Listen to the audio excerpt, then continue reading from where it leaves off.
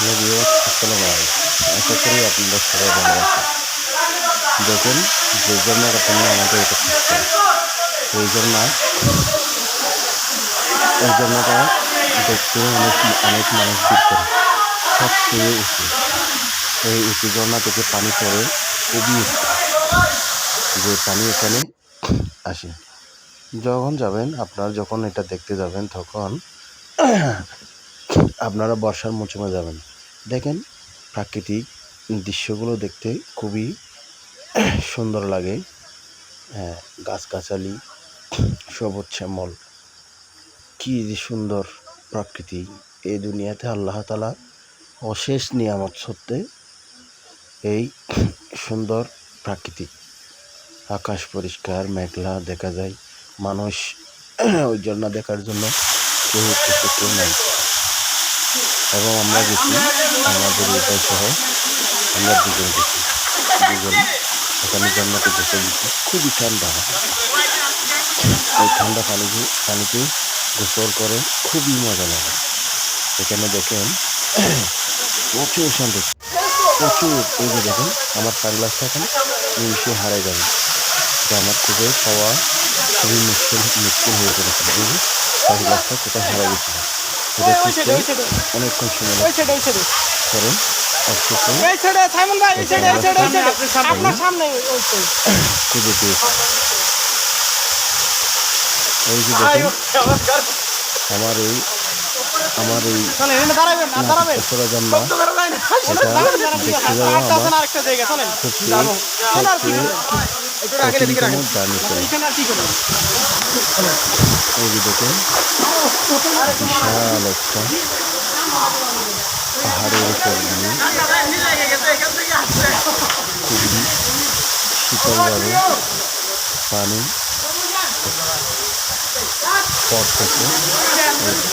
এই যে পানি পড়ার দৃশ্যটা দেখতে খুবই ভালো। এই পানি পড়া, এই পাহাড়, এই পর্বত, এই যে ঝর্ণা দেখতে খুবই ভালো লাগে।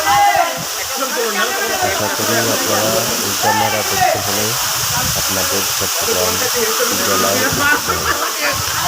এখান থেকে আপনারা আসবেন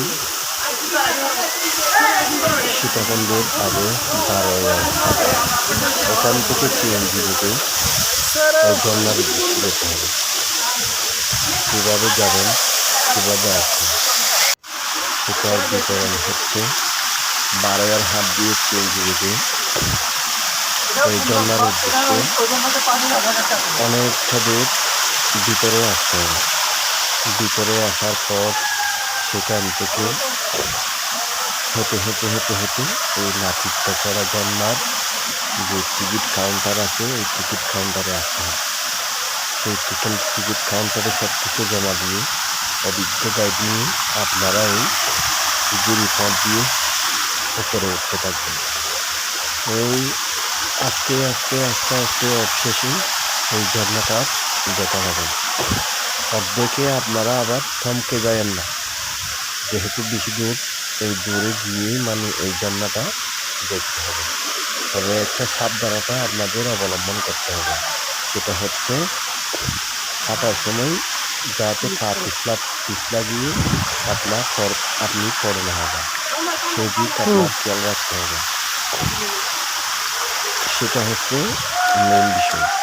কারণ এই আঁকা বাঁকা থেকে অনেক পথ ছাড়ে হাঁটতে গিয়ে আহত হয়েছে, আর প্রাণহানির ঘটনা অনেক বেশি।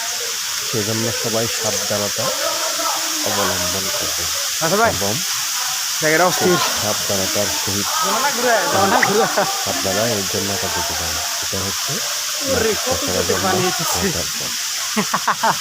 সেটা খুব সুন্দর। এই ঝর্ণাটার চারপাশে পাহাড় গিয়ে